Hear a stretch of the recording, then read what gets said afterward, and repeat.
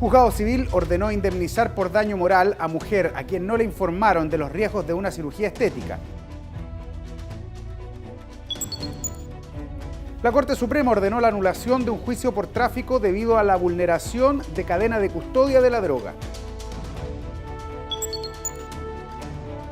Juzgado de Yumbel implementó innovador sistema que permite la inclusión de personas con discapacidad auditiva en sus audiencias. No le informaron sobre los riesgos que tenía su cirugía y terminó sufriendo necrosis.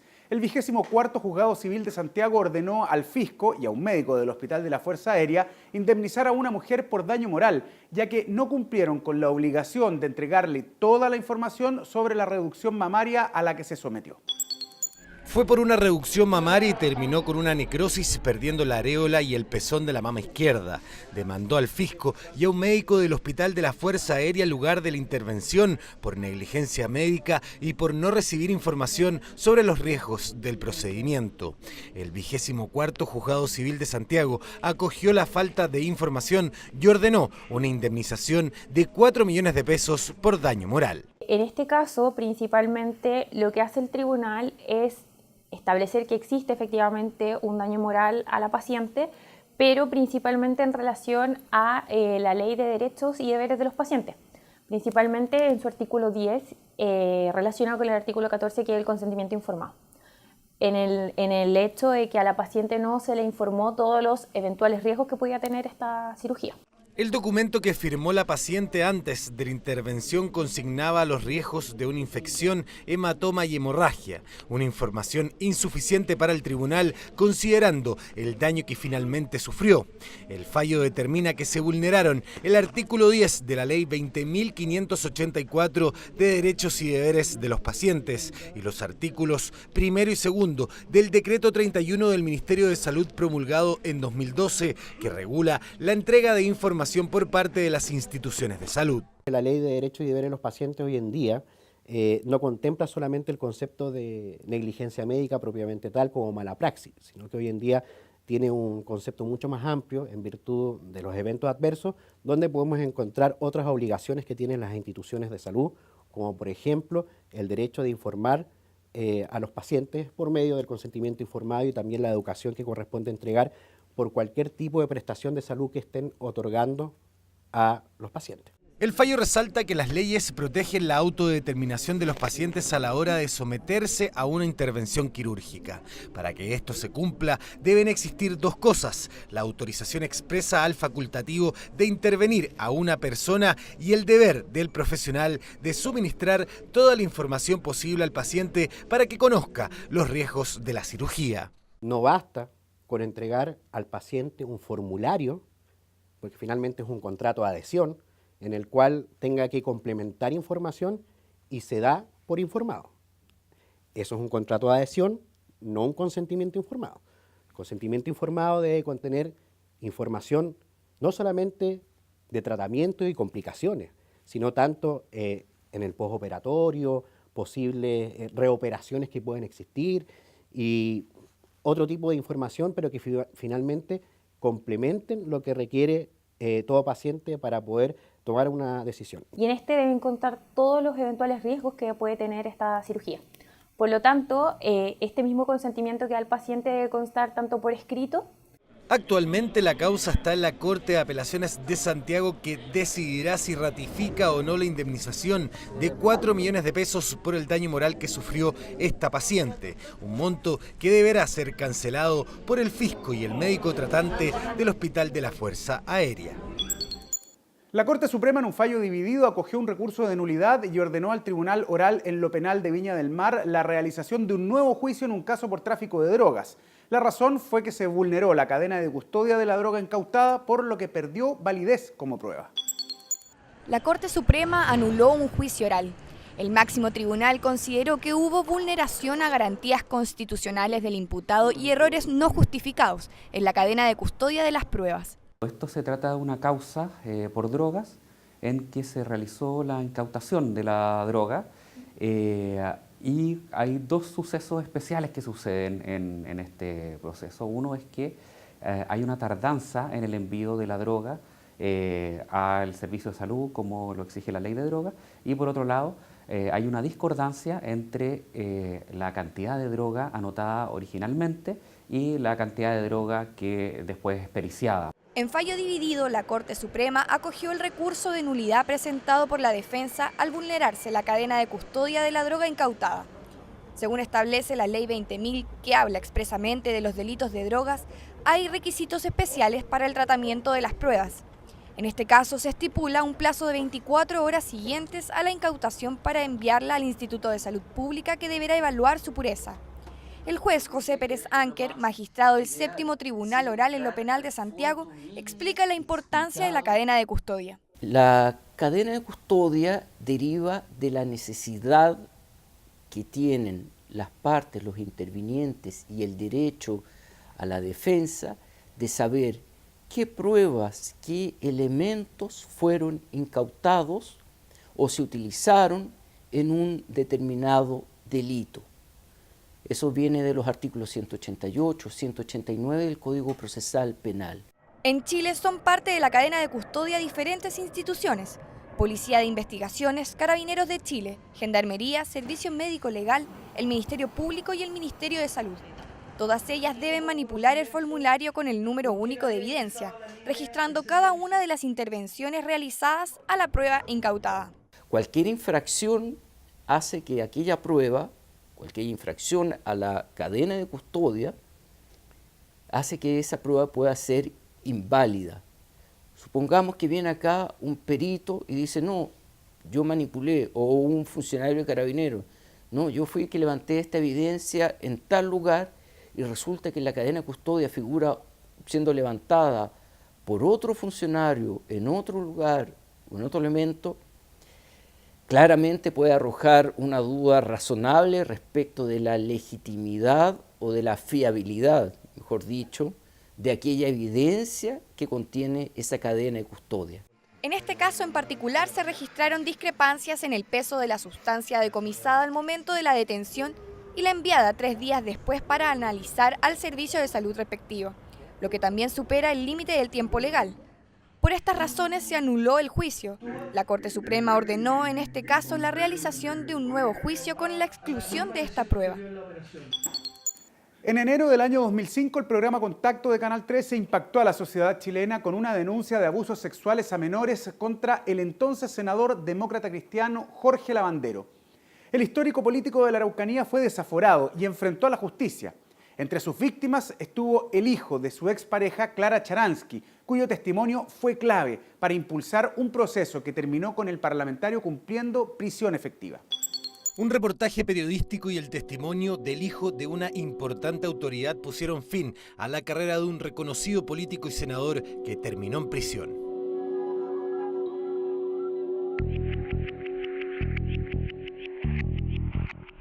La imagen muestra al histórico senador por la Araucanía Jorge Lavanderos junto a una de sus víctimas y fue parte del reportaje de Contacto de Canal 13 de enero de 2005 que lo acusó de abusos sexuales contra niños. Pero antes de la emisión de la investigación periodística ya se habían presentado varias denuncias contra el senador de la democracia cristiana por delitos de connotación sexual tanto en su parcela de Metrenco como en su oficina parlamentaria en la ciudad de Temuco. Las víctimas eran hijos de trabajadores de su predio.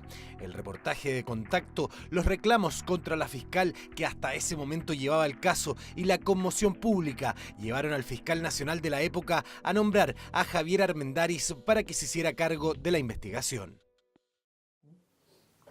Por primera vez, Bruno Coulon se refiere públicamente al testimonio clave que prestó a la justicia por este caso.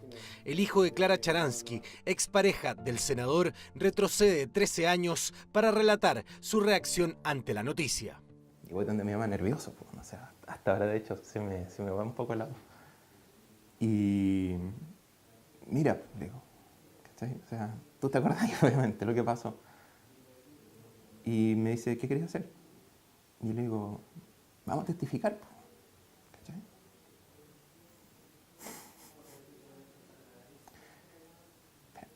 Y fuimos a hablar con el fiscal.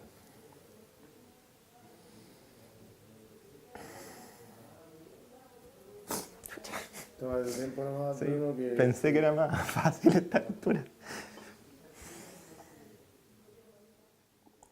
Él fue abusado a los 10 años por el senador Jorge Lavandero y reconoce que sintió una obligación con las 4 víctimas de relatar lo que a él también le sucedió, pese a que su delito ya estaba prescrito. Pero en mi caso yo estaba confiado, porque mi palabra mal que mal era la del hijo de la presidenta del Consejo de Defensa del Estado. ¿Cachai? No voy a poner así en... tirar así a la cuchihuahua el cargo de mi vieja para irme a tirar contra un senador. Pero sentí que era lo que había que hacer porque era la palabra del hijo de la presidenta del Consejo de Defensa del Estado apoyando a los niños de unos cuidadores de campo, po. Lavandero fue desaforado en enero de 2005, pocos días después de la emisión del reportaje de Contacto. El fiscal Javier Armendáriz lo acusó finalmente de abuso sexual reiterado contra 3 niñas y un niño, hijos de trabajadores del senador en la localidad de Metrenco a partir del año 2000. Esto fue objeto de una imputación donde se le acusaba de la comisión de una serie de delitos de connotación sexual. A este efecto, un canal televisivo financió durante un año un equipo para que estuviera en terreno intentando obtener algún tipo de nota al respecto. Esa sensación de impunidad, porque un caudillo a la Araucanía, bueno, yo me planté frente sus palabras, frente a Pinochet, se sentía muy intocable. La Fiscalía hizo un trabajo excelente en el sentido que empezó a juntar estos testigos de carácter. Empezó a investigar en la vida de Lavandero y nos juntó a muchas víctimas a lo largo de los años. Todos creíamos que éramos los únicos. ¿Cachai? El Ministerio Público presentó más de 300 testimonios y en junio de 2005 Jorge Lavandero fue a un juicio abreviado donde aceptó la autoría de los hechos por los que era acusado. Fue condenado a 5 años de presidio. Junto a él, su chofer Juan Carlos Espinosa recibió 3 años y un día de reclusión por permitir y facilitar el abuso.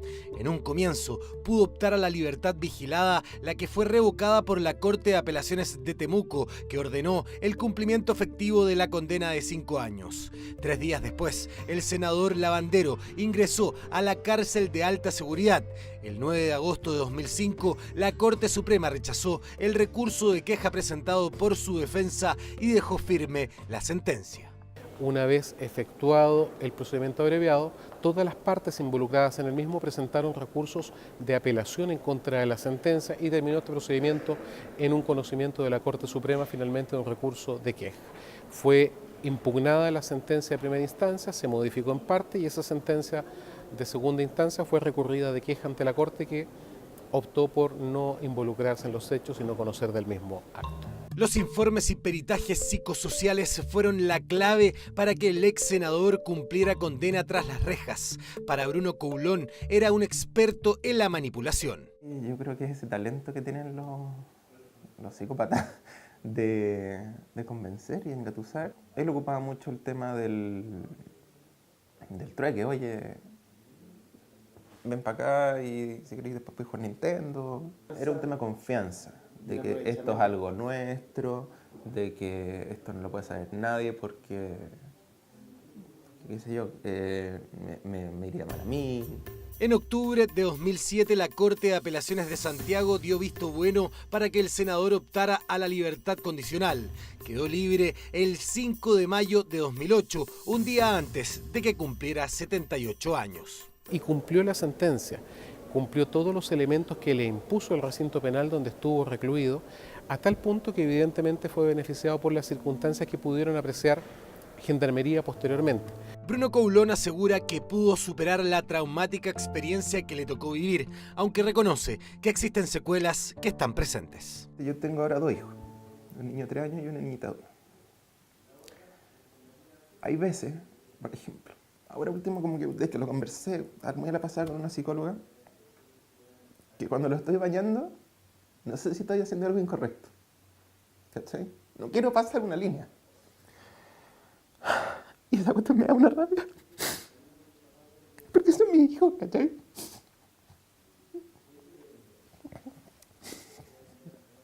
...15 años después, me quitó la tranquilidad de poder bañar a mi hijo. En un fallo inédito de la Corte Suprema, esta ordenó al registro civil que permita el cambio de nombre y sexo a una persona trans, sin la exigencia de haberse sometido a una intervención quirúrgica previamente. Esta es la primera vez que el máximo tribunal se pronuncia sobre este tipo de casos, aunque ya existen numerosos fallos similares de tribunales civiles y de cortes de apelaciones. La Corte Suprema, en un fallo dividido de la Cuarta Sala, acogió un recurso de casación y determinó el cambio de nombre y sexo registral de una persona transexual, sin requerir intervención quirúrgica de ningún tipo. Por primera vez, una causa de este tipo llega hasta el máximo tribunal. Este fallo de la Corte Suprema, que se dictó el pasado 28 de mayo, tiene su origen en una solicitud de cambio de nombre y cambio de sexo registral presentada entre los tribunales civiles de Santiago y que posteriormente es una causa que es rechazada en primera instancia y que pasa por Corte de Apelaciones a través de recurso de apelación y también es rechazado por la Corte de Apelaciones que ratifica el fallo y en base a eso se interpone un recurso de casación en el fondo.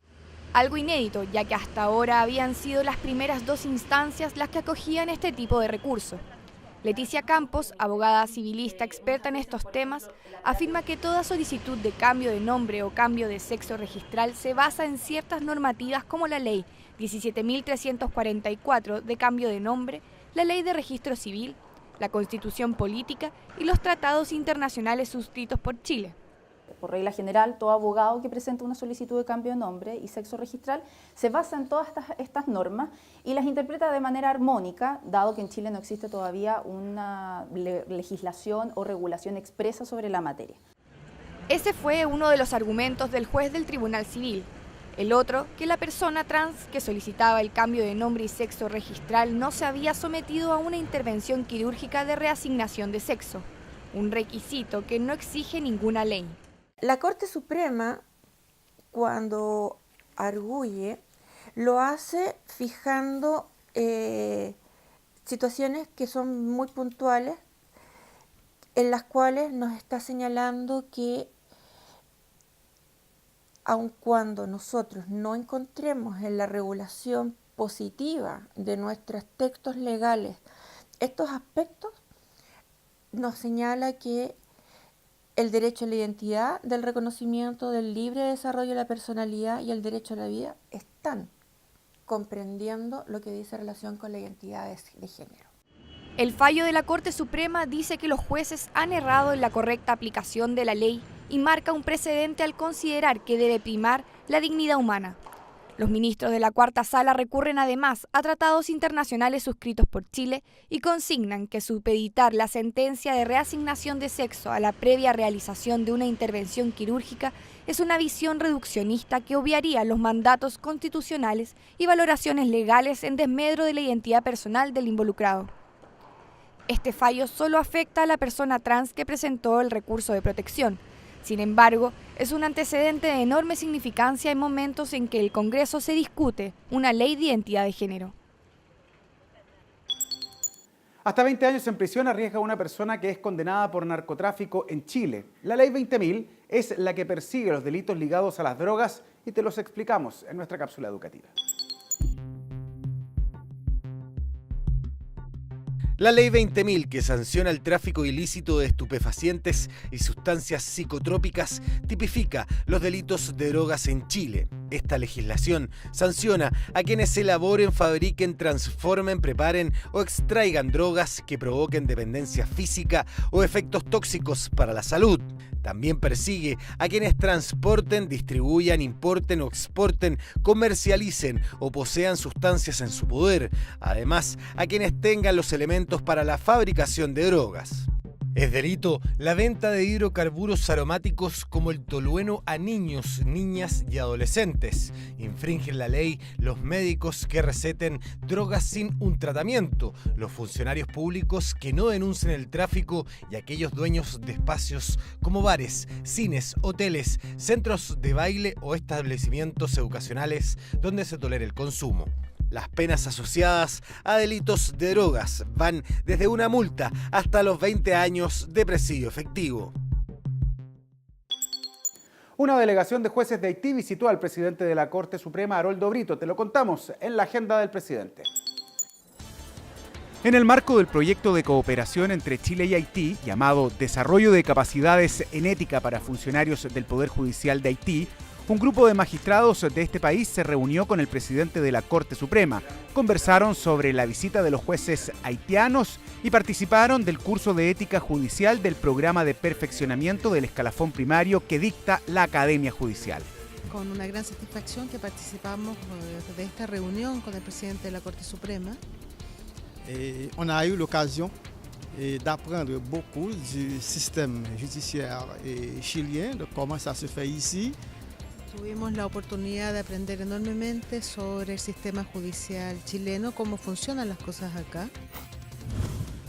El presidente de la Corte Suprema, Haroldo Brito, expuso ante la tercera subcomisión mixta de presupuesto del Congreso sobre los avances en la ejecución presupuestaria del primer trimestre del año 2018 en relación a los servicios dependientes del Poder Judicial.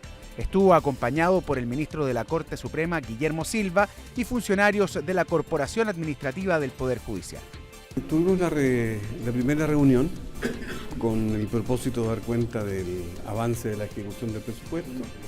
Así que vinimos con el ministro señor Silva y los directivos de la Corporación Administrativa, los jefes de finanzas, y entregamos una primera cuenta.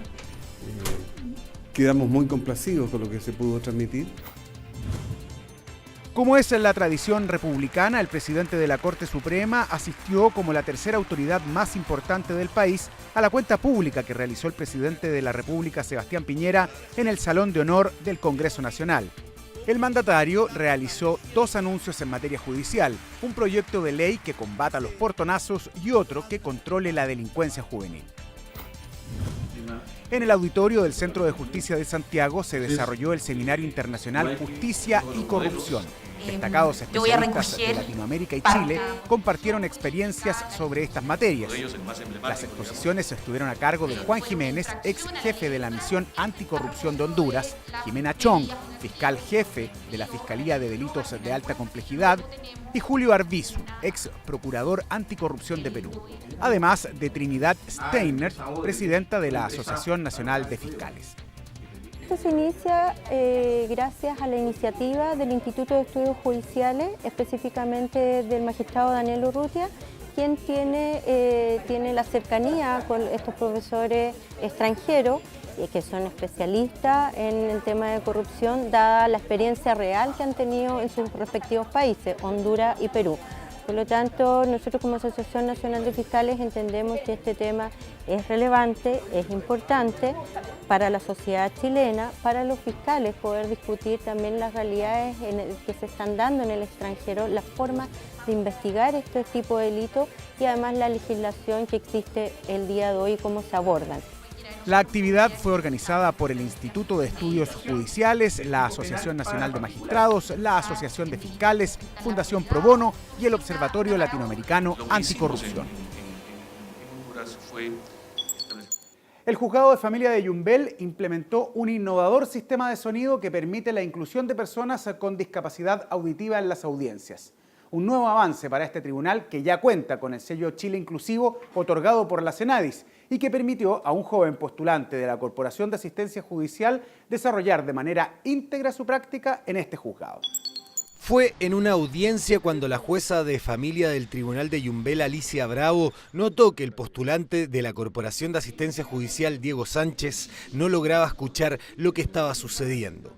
La magistrada me dijo, Diego, ¿tú tienes algún tipo de discapacidad? Y le dije, sí, soy sordo, pero no escucho bien. Y yo le quería, como que le interrumpí, le dije, por favor, cuando yo tenga audiencia, si usted podría hablar más fuerte. Y me dijo, no, me dijo, aquí hay audífono. Tú vas a ocupar audífono y te vamos a cambiar de puesto y te vamos a pasar los audífonos y ningún problema. Fue así como la magistrada Alicia Bravo junto al administrador Patricio Rojas concretaron la idea de un simple e innovador sistema para que las personas con discapacidad auditiva también puedan escuchar las audiencias. Se trata de audífonos conectados al computador que las graba. Se nos ocurrió utilizar este sistema previo a que llegara Diego con algunos usuarios, ya fuese demandante o demandado o incluso testigos que tenían problemas auditivos y por lo tanto en un comienzo los escuchábamos cerca del estrado, les pedíamos que hablaran más fuerte y finalmente se vio la posibilidad de conseguir estos audífonos Y la verdad es que nos dio bastante buen resultado. Por lo tanto, una vez que llegó Diego y nos informó de su situación, rápidamente le dijimos que no había ningún problema, que íbamos a tener habilitado para él un lugar que contara con este dispositivo. Así comenzó a funcionar un sistema pionero en los tribunales de justicia de nuestro país y que permite incluir a personas con discapacidad auditiva a procesos en los que antes no tenían cómo ser parte de manera activa. Un nuevo avance para este moderno tribunal, el que ya cuenta con el sello Chile Inclusivo, entregado por el Servicio Nacional de la Discapacidad en febrero de 2018. De todas maneras, tenemos que adaptarnos a las necesidades de los usuarios, no solamente a la gente que viene a resolver sus asuntos, sino que también aquellos que vienen a trabajar acá, como son los abogados o los postulantes. Y fue el caso de Diego Sánchez, quien cumplió cabalmente con lo que le pedían como postulante de la Corporación de Asistencia Judicial y terminó su práctica agradecido de la consideración que tuvieron con él para hacerle más fácil el trabajo. Me sentí incluido, porque es difícil encontrar la inclusión con gente con discapacidad en los órganos o los servicios públicos. O siempre se prueban leyes, cosas así por el estilo, pero es difícil que eso se lleve al caso concreto. Y aquí como que se cumplió, por así decirlo. Una nueva iniciativa en el trabajo que está impulsando el Poder Judicial para incluir a las personas que cuentan con algún tipo de discapacidad y así cumplir con el mandato de entregar un servicio igualitario a todos los usuarios. Hasta acá la revisión de las noticias en la presente edición del noticiero del canal del Poder Judicial. Como siempre, muchas gracias por seguirnos, por compartir nuestros contenidos, por poner me gusta y también por comentarlos. La invitación es a que sigan participando, nos visiten en todas nuestras plataformas digitales, en especial el sitio web www.poderjudicialtv.cl.